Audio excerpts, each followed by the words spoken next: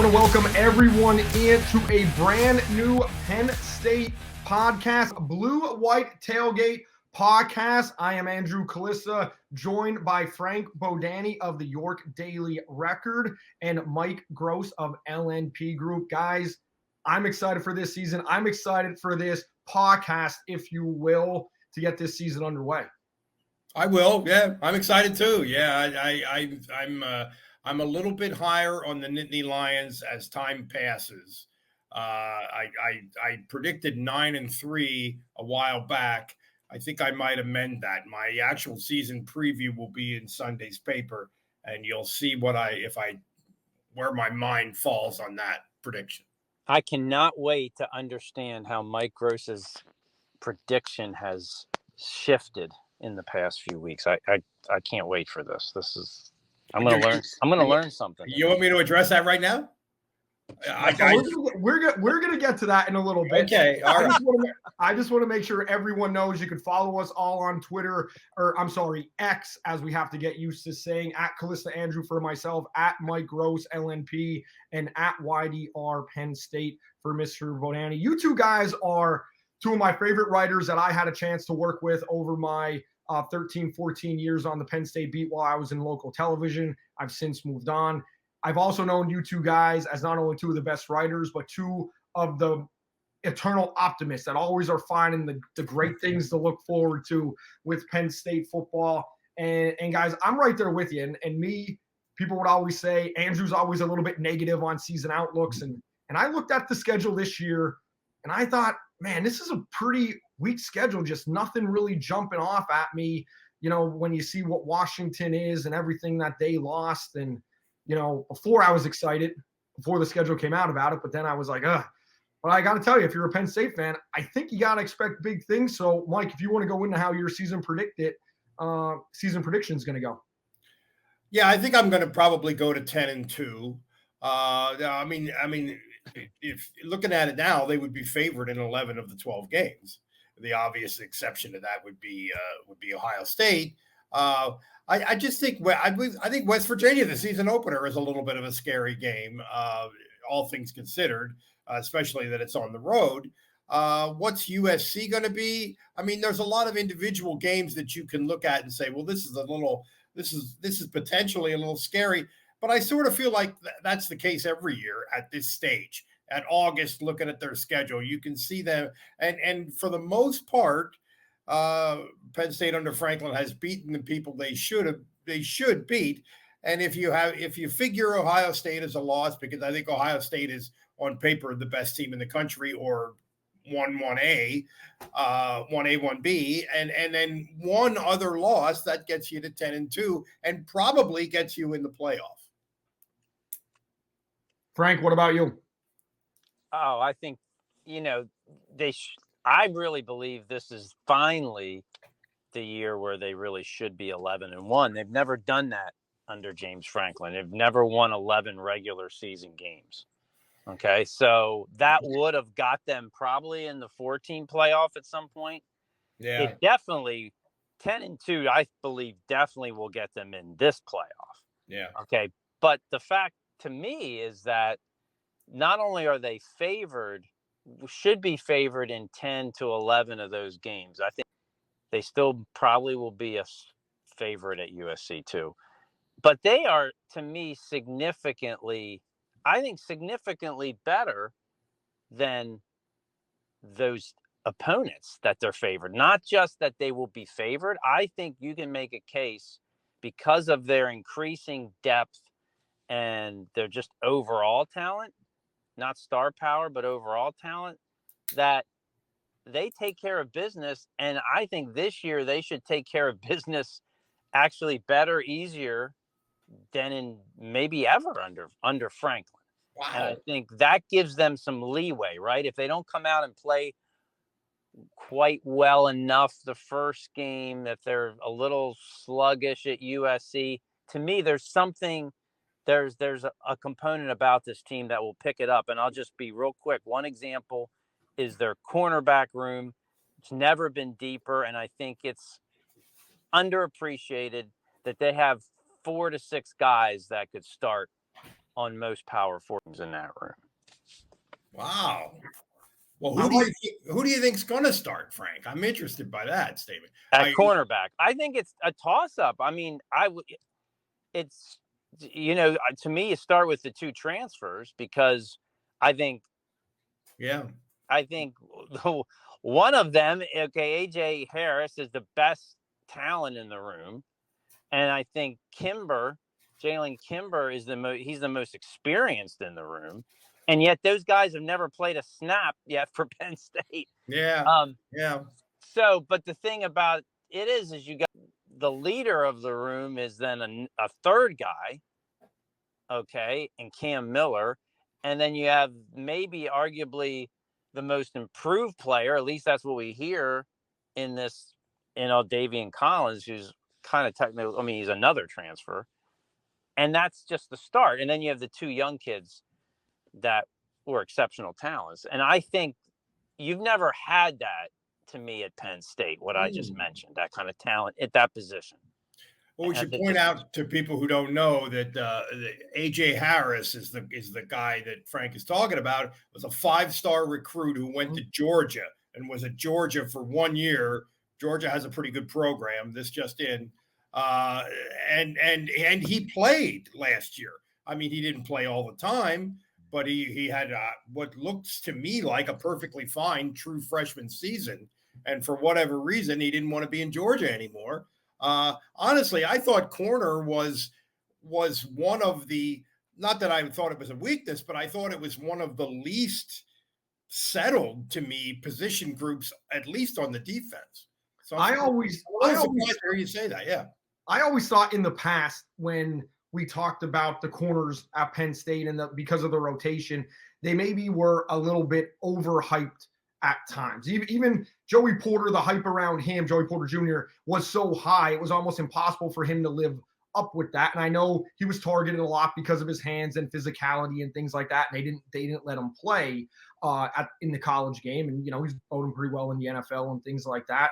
But I really think now, for the first time, as Frank said, it doesn't matter who you roll out there and what rotation goes in the defensive backfield, especially in the corner room, that they're solid across the board. And for the first time in the portal era, going out and getting that 5-star player that's going to come in and have an impact, when we've seen in the past, we've seen Penn State guys leave. And of course, they were rated 4 stars or a high 3-star. And, that's just a rating. That's not where they're at in college and ready to play. But those guys have left. Now James Franklin brings in one of those guys that played in the SEC for a pretty decent program, the best program in the country. And I'm with Frank.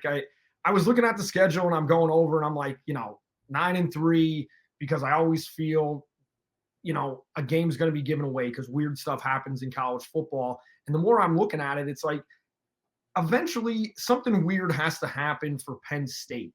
And maybe it's 11. I hear you. Yeah. If they win those 11 games in 2016 and they don't lose at Pittsburgh with that dismal first half, they're in the playoff. I know we could talk about winning the division and stuff like that. You still got to go out and win your games, and you lost on the road at Pitt that year and then got dumped by Michigan. So I'm trending towards 11-1. And I think that, and that one loss that I'm looking at for some reason is the USC game, just with the travel and doing something and that being kind of a weird game. And there's just a lot of, with the whole Ohio State Michigan thing, there's just a vibe. And I know there's all that hype and, people dumping on Ryan Day out there in Columbus and in the upper Midwest. And I'm just like, why not? Why is this not the year that Penn State wins? I'm not saying it automatically jumps them up to the elite. Go back to the 2018 post-game speech about being elite and the little things and people saying they enter the elite stage last year. But I'm trending towards 11-1. And as I'm thinking all day in the last couple of days, like, I can't believe I'm saying that. But Frank, I'm with you. Wow. Well, I mean, I'm not saying they've had bad breaks and it's not their, all right, but they've been so close to doing that before. And I think that their depth is, I just keep saying this, I think their depth is much better. And I think they put a lot of time and recruiting effort and years into getting where they're at. And maybe they don't have a Saquon Barkley that everybody in the country knows, or even Trace McSorley or Chris Godwin or someone like that. But they think overall, I think if you really look at some of their position groups, there's not liabilities like there was in the past. Like in 2017, one lineman goes down, like Ryan Bates, and all of a sudden everything's different. Well, that's not the case now to me. Well, that's And clearly I not the think case in the that offensive helped. line. The depth is there. Yeah, I agree. Yeah. Right. And I think that that's helped them become one of the more reliable team programs in the country. What Mike said is that they're good now at beating the teams they should. And that sounds like, okay, well, who cares, right? Well, that does matter because most It teams does. It really you does. look That's at one blow a place game. where I think that's one area where I think Franklin gets a little bit of a bad rap. You know, it's almost like, I mean, they're losing to top 5 teams. Like a couple years ago, they went out to Wisconsin. Week 1, Wisconsin was ranked 12th on the road. That was a really good win, but it's almost like, well, if they won that game, then it doesn't count as a big win in people's minds. You know, it was coming out of COVID. It was a weird day with like overcast, if I remember, and they had Graham. Was it Mertz, the quarterback? I think was his name. Yeah. You almost said Graham Zug. I know you almost said Graham Zug. Oh, the Zugginator. Yeah. Well, that's local reference. Yeah. Hey, we all can't score 3 touchdowns at the big house with Darryl Clark throwing to us. Wow. He'll be he is quick to remind you of that too. And who wouldn't be, you know? Absolutely. Yeah, but I mean, to Mike's point, it's like you win your game and then that team slides. Paul Chris ends up like leaving in the years that follow. And all of a sudden that's not a big win, but that was, coming right out of, an era of, I think, if I'm not mistaken, that was coming out of COVID. I think the shutdown years. And that's correct. Yeah, that's right. That was 2021. You're right. The offense was pedestrian in the first half. I remember I was standing next to a former coach from Oklahoma who was on a Fox pregame show, and as they started hitting the hitch passes, and then they hit Jahan Dotson deep. Was it Dotson? No, I'm mixing up a number. But he was like, "This is the Yursich offense," and I know that never materialized, but I remember the game well.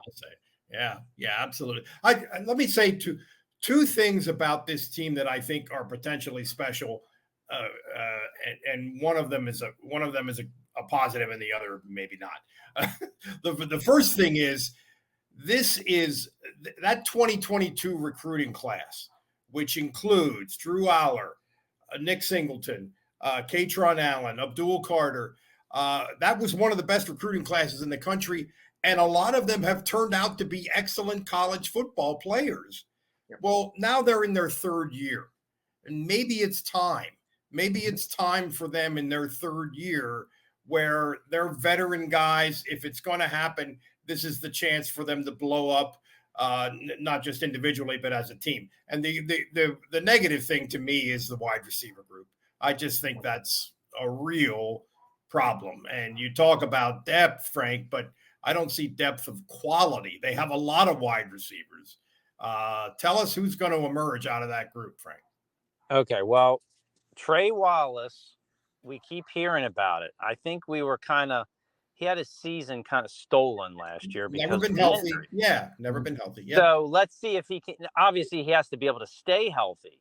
But I think I've heard enough to you got to prove me right to a point. But I'm kind of there with Trey Wallace if he stays healthy. Boom. Julian Fleming, I think he's at least going to be dependable and reliable, and that means something. Okay, and so you got the 2, and I thought Liam Clifford would not be a star, but I thought he would be a real somebody you could count on last year, a 3rd down guy, middle of the field guy, a zone breaker type guy, and I don't think he just got the opportunities for whatever reason. I kind of think he can be that guy this year, and no one right now maybe has Jahan Dotson, Chris Godwin type of appeal. But if you get 3 guys that can stay healthy that I just named, that's a good start, because you know what? The thing is, you got one of the best tight end rooms maybe in the country, and you certainly have one of the best tight ends in Tyler Warren. Yeah, And I think you have running backs who can be a much bigger part of the pass game. So I think it's a more of a that's definitely that I am certain will happen under Kotelnicki. Yeah. Can I ask about that? Because again, since I'm not in local TV anymore, so just from the fans' perspective, and I always, when I was up there, like I looked at Manny Diaz the first time he had media availability. I saw the plain black spikes that he had on. He was wearing the way he carried himself, and I'm like, this guy's gonna make people forget about Brent Pry instantly. When Mike Yurcich was higher, I wasn't sold on Mike Yurcich. There's a lot of people that would back me up for things like that, and I said like, hey, let's not like just crown him, let's like see how this plays out because it's column plays and things are going to be different. I think James Franklin, and again, I know I'm known as or was known as one of the pessimists on the beat and stuff like that. I think James Franklin hit a home run, and all I have to do is turn on the last 5 minutes of the Kansas-Oklahoma game last year and see this guy not back down playing calls. His boys turn the ball over. Oklahoma looks to, Kansas was close once again. No. They get the ball back, and we're punching the dragon right back in the face. And I think as an offensive coordinator, I think, because Penn State has a little bit more better talent than Kansas. Yeah, I don't think they've taken advantage of their talent. And I think guys like Katron Allen and Nick Singleton, for example, have more to give and maybe much more. And I think, if anything, maybe Andy Kotelnicki can be the guy through his scheme and creativity to help these guys reach more of their potential, like Mike said, in year 3. And I think let's see it. I mean, obviously they have to do it, but I think there's more talent there on offense than what we've been able to see, really. I mean, this is the time. What I've been able to figure out about Kotelnicki is I think it might be something like a college version of what the guy at the San Francisco 49ers is doing and what the guy at the Rams is doing. I'm drawing a blank on both of their names, but McVay and Kyle Shanahan. Yeah. Where you it's a relatively small number of plays, but a whole lot of deception, a whole lot of formational deception, a whole lot of things that distort. That's been the watchword this spring, right? Preseason, distort, and then once you achieve that, then you get your guys in with the ball in their hands and some grass around them so they can move and make plays and make people miss. I think that's what's going to be a little different. Whereas Yurcich, I think, was more of a, let's really like fool them with a whole lot of plays. And Yurcich had a lot of plays. Mm-hmm. He just loved plays. And sometimes, I mean, I thought Yurcich was a good hire at the time. I mean, what do I know?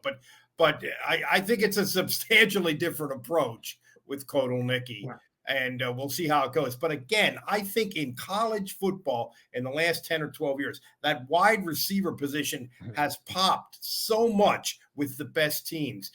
Look at the Penn State-Ohio State game last year. Marvin Harrison Jr. was the difference in that game.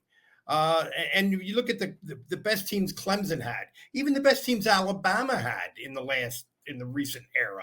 That position to me stands out so much, and I don't know. I'm not hanging my hat on Liam Clifford.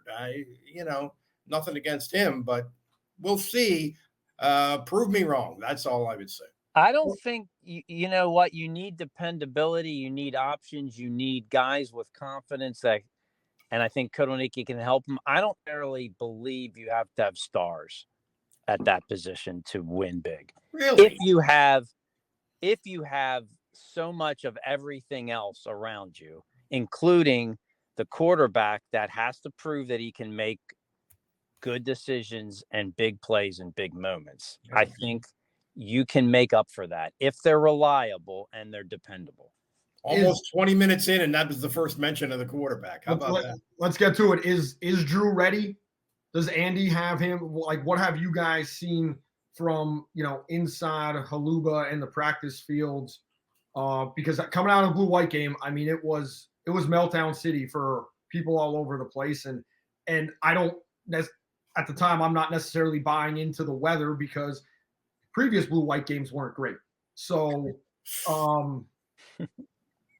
is it ready? And I'll go back to that Ohio State game. I mean, it was obvious Drew obviously wasn't ready. And I asked, was there any thought to go to Bo Prabula, to get, some dynamic in there of a running ability. And I remember thinking at the Illinois game, if Penn State's just going to dump passes out to the wide receivers and allow, DBs and everybody else creeping up at the line because you can't throw the ball down the field or chuck it deep, I guess was the go-to phrase last year. What element is there? So you guys, what is it with the Drew this year? Go ahead, Frank. Well, I mean, I think we know that he has the physical ability, and we know that actually he can be very careful and prudent with his decisions in the football, because if you don't throw 25 touchdowns and only 2 interceptions. Yep. He just has to have some of that ability and that confidence unlocked. And I just think that was not working with the people in charge of the offense. And I'm not trying to dump on Mike Yurcich. I don't think so you're the one. No, I'm not. I'm really not. You're the one who's not trying to dump on it. Right. Well, I'm just saying it as the season went on last year, especially from Ohio State on, I'm just thinking this ain't a right fit. Right? For what they got, this is not the right fit. And I think you need, we got to see, right? Drew's got to take the next step mentally, decision-making wise in those big games and big moments. But I think everything else is there. And I think Bo Prabula is a weapon. I mean, whether you truly believe in 2 quarterback offenses, I don't think this has to be completely 2 quarterback, but he is an exceptional. I don't think people understand, I think, how good a runner he is, because they only threw him in mostly at the end of games when the game's already decided. But he has ability vision-wise to see a lane, make a decision, make a hard cut, pretty much as better than almost any running back I've seen. And I think it makes him look faster. It makes him so effective. And I think why was he not playing when the game mattered at times last year? Well, how would that work though? Just put him in and take Aller out?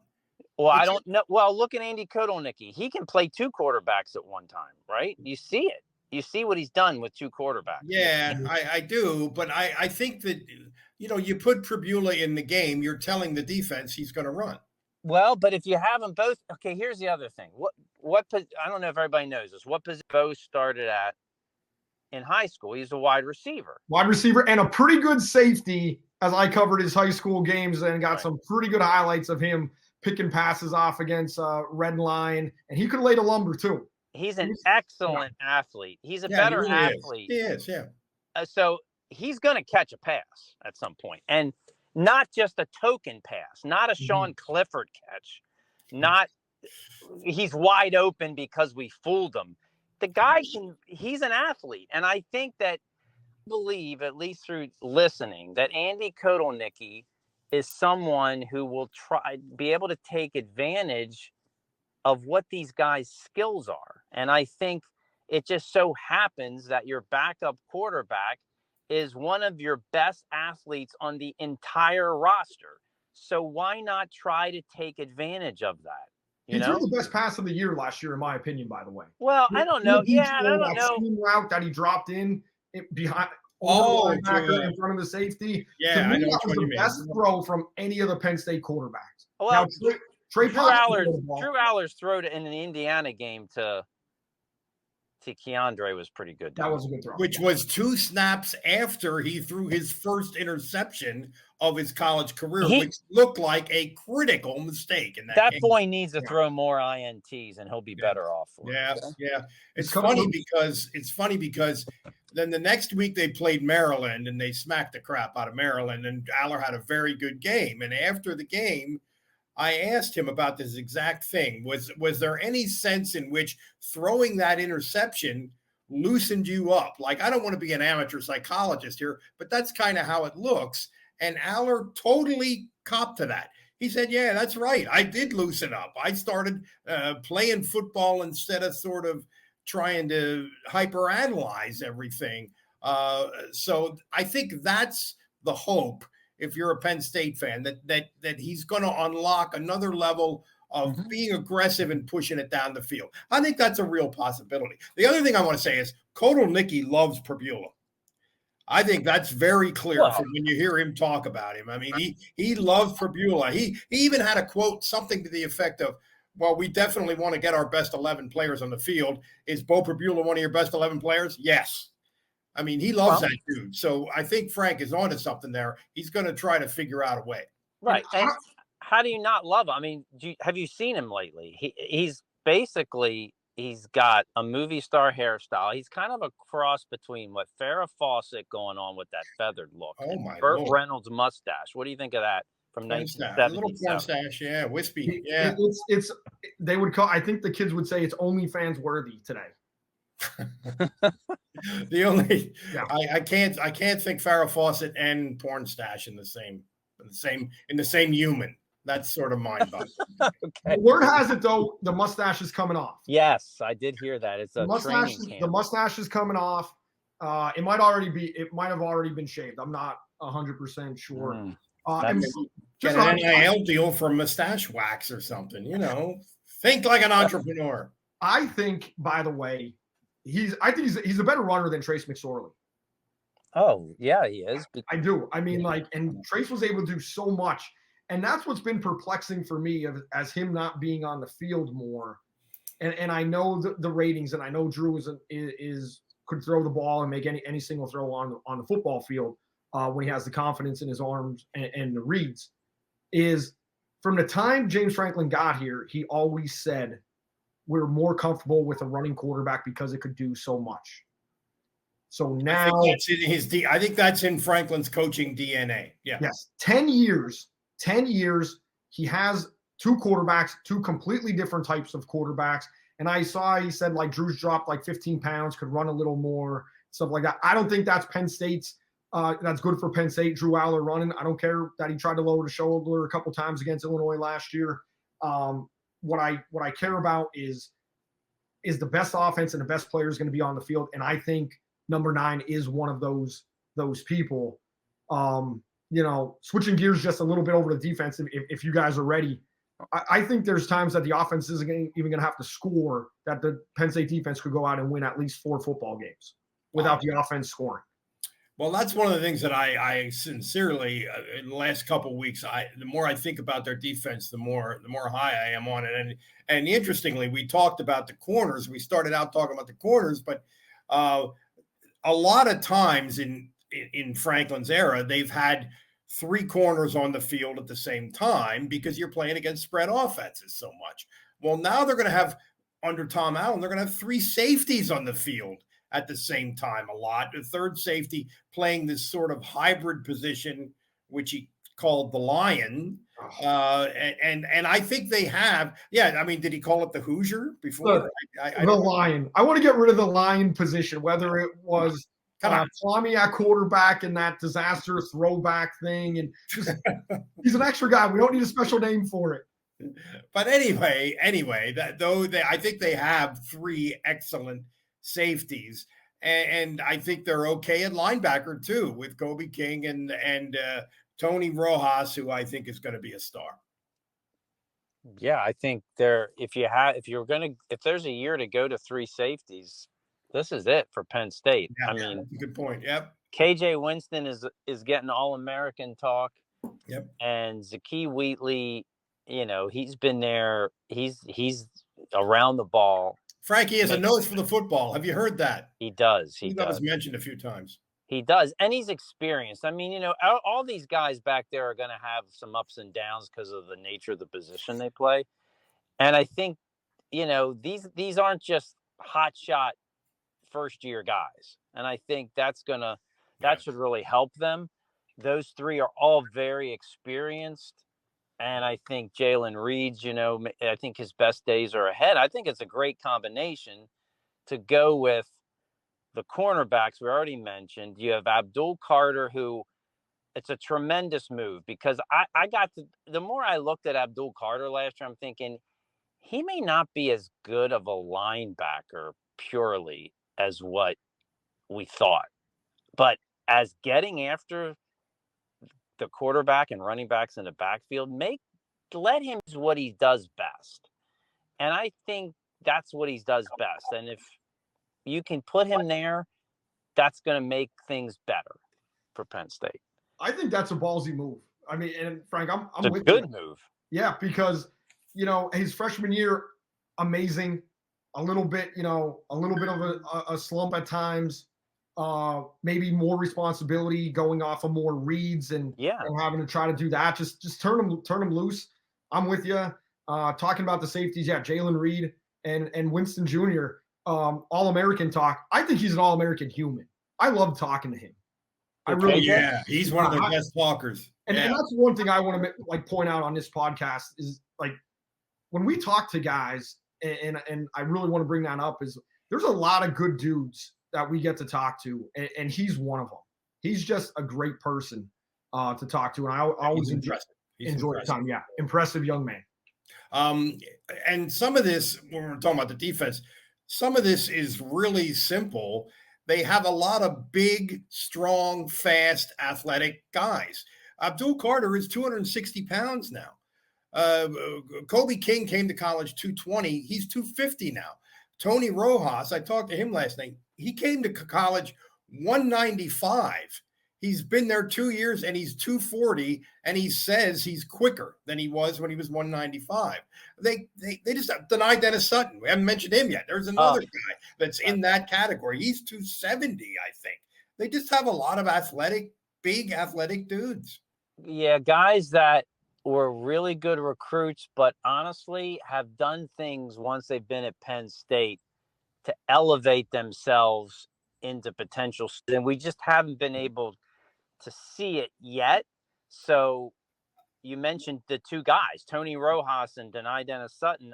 I mean, to me, they're sitting on huge years, and I don't think most people in the country know who the heck they even are. Yeah. But they put their time in a sense. I mean, they're not just arriving here. They were great prospects who have built themselves and I think have set themselves up. I expect this defense to be better than last year.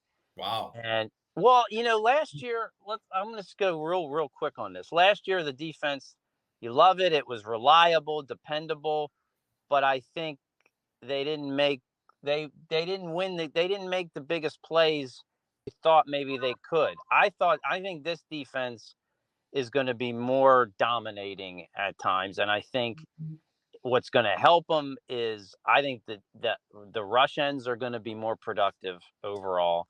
And I think you're not going to see maybe the D tackles making play after play, but they're so deep and experienced. They've never been this deep in experience at defensive tackle with guys who have started games before. They got, I think, 4 seniors at defensive tackle who have all started games. They're not just seniors. They've all played a lot. And the best one of them is not a senior, is not Zane Durant. And he's sitting on the kind of year that I mentioned. I think those tackles are probably going to be occupy blocks guys more than make plays guys. And the way Penn State played defense last year, running guys in and out of the game, nobody was going to have great stats. Nobody was going to have huge tackle numbers, and nobody did. And I think that's part of the reason why some of these guys, Dennis Sutton in particular, Dennis Sutton, are probably a little underrated nationally. Yeah. Okay. So what I got to ask this question and see if you guys are on this. So the most critical, important play of last year's Penn State season, if you had to one play that was the most critical, do you have a thought? Does anything come to mind to you? No, nothing comes to mind. I can reach and come up with something, but nothing jumps. Andrew, do you have a thought? I kind of turned the season or could have turned it a different way. There's a play in the Ohio State game.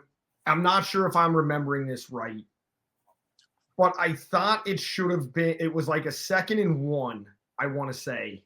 somewhere. And instead of taking a first down, I think it ended up being a sack. I don't know if I'm mixing stuff up. Well, I don't know. Can I get back to you on that? you can. So I'll go with this. And we're talking defense. The Ohio State game. Okay. Curtis Jacobs strip sack, looks like a touchdown. Okay, called back because his own teammate made kind of an ill-advised penalty. Yeah. So instead of Penn State getting the touchdown and the momentum and the lead and everything else, they give back the ball, and Ohio State then scores. If that play holds with a penalty, Ohio State then got either a personal foul or a pass interference penalty on the very next play after that Curtis Jacobs score. I'm not sure Ohio State scored a touchdown in that game if that play holds, and if they can win that game, because that was a beatable Ohio State team at that moment. Yeah. Okay. And Penn State, and the point is Curtis Jacobs made a great play. His own teammate took it away. The defense played reliable, but they never came back to make another type of play like that in their biggest games. They played reliable, but they didn't make the big play. And great legendary Penn State defenses, a lot of times, from what I know, they make the play when it matters. Yeah, that's a good. They win the game, Frank. Okay, I'm kind of buying that. I didn't think about that in those terms, but you're kind of right. And the other sort of evidence of that is in the Michigan game when Michigan was able to play offensively in terms of play calling and scheming, almost ridiculously close to the vest and get by. I'm not sure that was. I thought they overdid that. I mean, 30 runs in a row, half, right? I think they overdid that, but the fact that they could get away with that kind of illustrates your point a little bit. Yeah, I'm just saying that I think there's some. I'm not saying this defense will be as statistically as enamored in some ways as last year. I think it can be won't have as more. Many sacks. Yeah, maybe not, and maybe it won't like lead country and rushing yards or whatever it is, but I think they can make bigger plays. I think they can help win games. Like I could easily see them going out to USC. Maybe the offense struggles. Maybe things don't go right away, and Penn State's defense literally can take over a game like that this year and win the game. Not just keep them in it, win the game. I hear you. Yeah, I hear you. I think they're going to have to win the game. I think the defense is going to have to win the Ohio State game. Oh, the Ohio State game. Yeah. I mean, I hope they can score against USC, which is right? Tackling optional. Yeah. Right. So, and I think some things set up better than fans understand, right? So they got to go to Wisconsin, but people may not realize that Penn State has a week off before they go to Wisconsin. Yeah. Wisconsin is coming off back-to-back road games without a week off. Penn State better catch. That better be like in Penn State's advantage. And I don't think people understand that that's a scenario. Plus, I mean, Washington has literally lost almost every single starter on that team from last year. Not a lot. I think almost every one. Yeah, they did. Washington is TCU last year. I have Wisconsin, by the way, as a trap game. I just want to circle that. That as Washington is a trap game. Not Washington, Wisconsin. Excuse me. Mixing up the squirrely W and the square W. Wisconsin, because of that bye week, because of what games sandwich it, and because of exactly what Frank said, as hey, we have a bye. They got 2 tough ones on the road. I think that's when you're going to see Penn State's offense actually start to really look like it. And I think they may do to Wisconsin in Camp Randall what Penn State did to Wisconsin in Camp Randall in 2008, where they just surprisingly went and took them to the woodshed. Punt return alert. Well, if you're going to reference that game. Can Derek Williams still return a punt for a touch right now? No, they don't allow that. They have rules about that. There's no rules for NIL or anything else, but there's rules on that. Yeah, I'm just saying. In fact, I think Derek Williams is specifically mentioned in the rule book. In that. By the way, I wasn't on the beat. I was in college at Syracuse, and I was at that game. Beautiful day that was. Beautiful day in Pennsylvania. It was a beautiful day for college football in Wisconsin. Absolutely. Yeah. All right, we're 40 minutes in. 11-1 for Frank, 9-3 to 10-2 for Mike. Me, 10-2 to 11-1. Has to be a playoff talk. I still think the Peach Bowl, the way everything went down, and I know it's just bad optics. I don't think Penn State could be on that bubble to get in. I think they have to secure their spot for a playoff. If the year goes badly, James Franklin's in here. Like, what are the fans saying to you guys and everything else when you're out and about, hey, and the expectations? Like, let me think. For the fans to fully, finally embrace this whole era, I think they have to finally just get into the playoffs. I think this has to be the year. You're expanding. Oh, I think for Franklin's seat to get cooler, let's say, I think they have to win a playoff game. If they make the playoffs and lose in the first round, the Franklin haters are all going to say, so what? They made the playoffs because they expanded them. What's that? That's nothing. They got in the playoffs and lost. I think if he doesn't win a playoff game, at least among the haters, the seat gets warmer. And if they don't make the playoffs, the seat gets hot. I don't truly think his seat is. I don't think his job is in danger. I don't either. The least bit.